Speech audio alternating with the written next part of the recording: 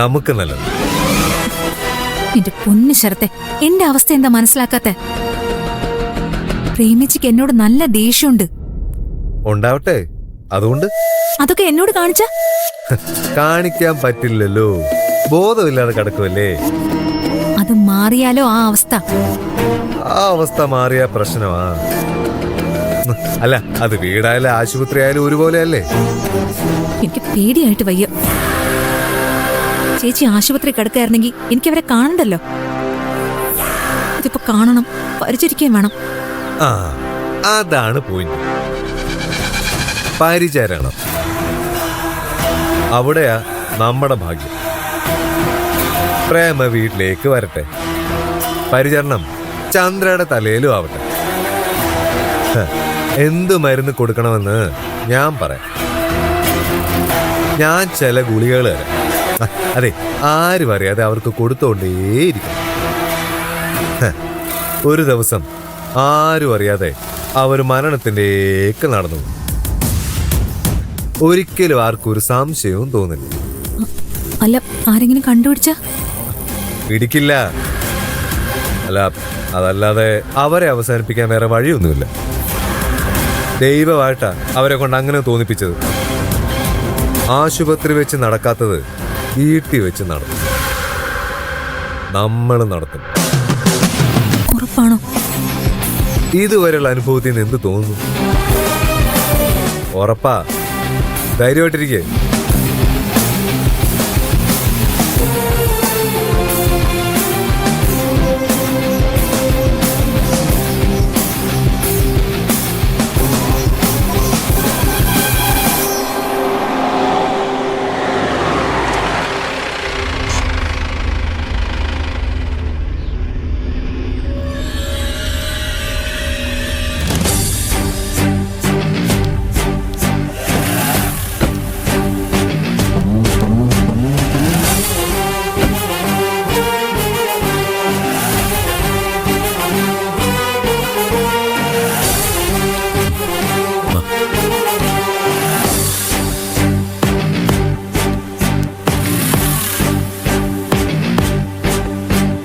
ചേച്ചി എവിടെ? ആശുപത്രിയില്. ഡിസ്ചാർജ് നാളെ ഉള്ളൂ. പിന്നെ നീ വന്നതോ? അല്ല, ചേച്ചി വരുന്നതിന് മുന്നേ മുറിയേക്കൊന്ന് ശരിയാക്കണ്ടേ?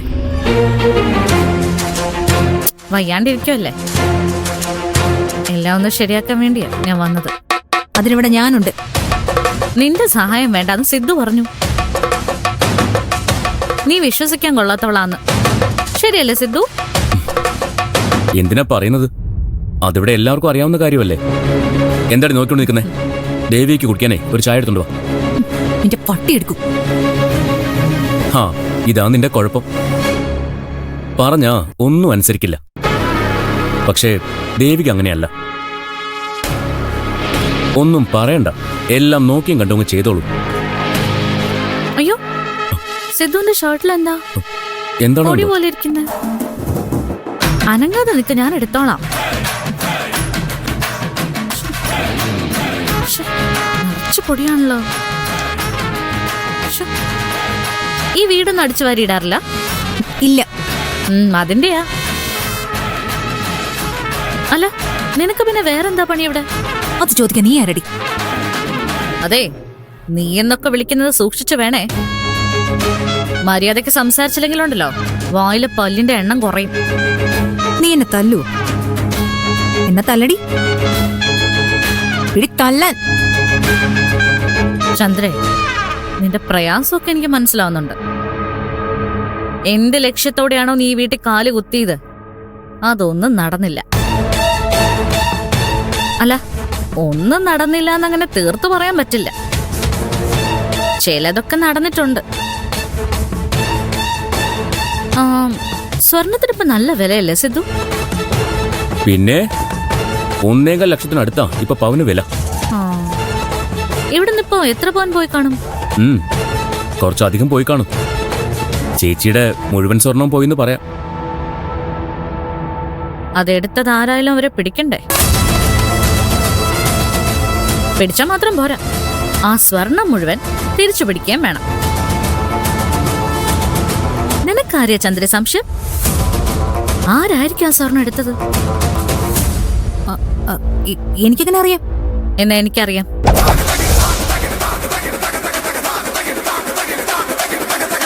ഒരു കാരണവശാലും അവർ രക്ഷപ്പെടില്ല. രക്ഷപ്പെടാൻ ഞാൻ സമ്മതിക്കൂല. ദേവിക വാ, ഞാൻ ചേച്ചിയുടെ റൂം കാണിച്ചു തരാം. ഉം.